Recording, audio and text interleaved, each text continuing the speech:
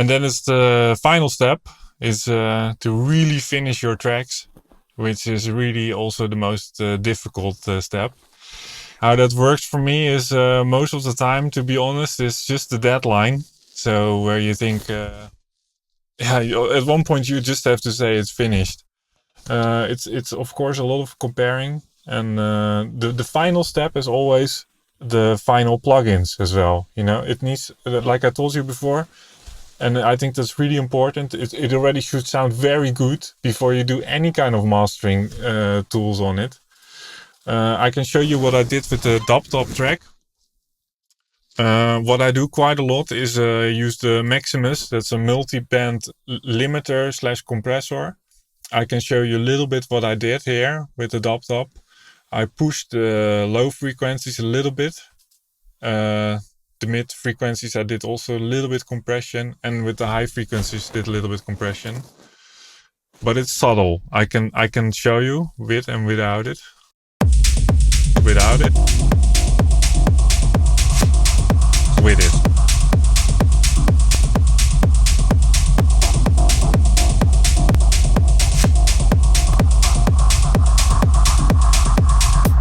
And I think this is also important, especially with compression on the master. You have to be very, very well knowing what you're doing, and you have to be very, very subtle with it. And then the next step is a limiter.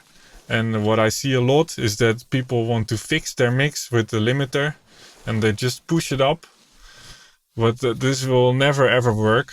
And that's why I told you also a couple of times that it already should sound very, very good before you put it into any kind of plugin.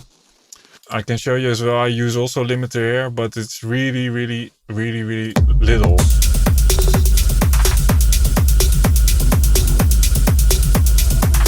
So it's only doing 0.3 dB, so that's very, very minimalistic.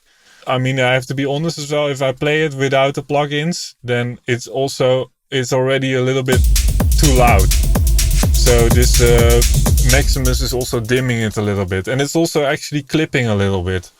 Here it's clipping, but everything can be fine. What I also noticed, what I had also a couple of times or many times, that if you want to make it perfect and really finish it, that you make it sometimes also a bit too soft.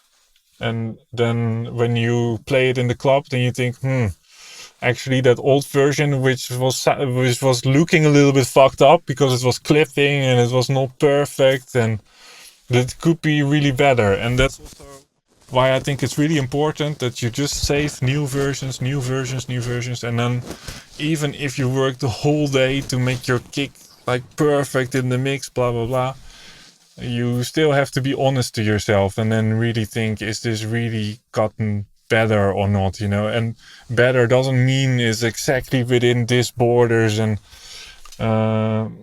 sometimes it's just the feeling. Sometimes you feel it with an old version. With me it happens so often that I just go back to the old version, and then I look and I think, hey, this can't be right, but still it sounds better. I like it still more. It still has this more special vibe. If you start EQing everything and making everything perfect, sometimes it's just missing that kind of edginess as well.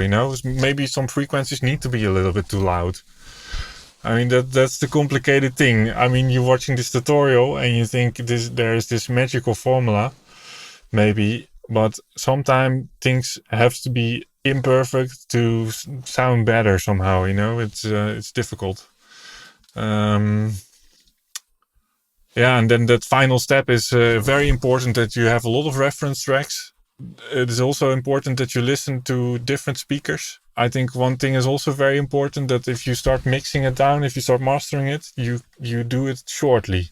You do it not too long. If you do that, if you're going to do this the whole day, then better save a lot of versions, because I'm 100% sure you will make it less good at one point.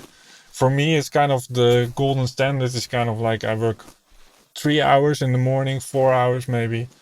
When I feel I'm getting tired, I really stop this whole mix down thing, because you will not make it better probably. You just your ears get tired. You will get too used to your own sound. and you better step away from it and just check it the next day.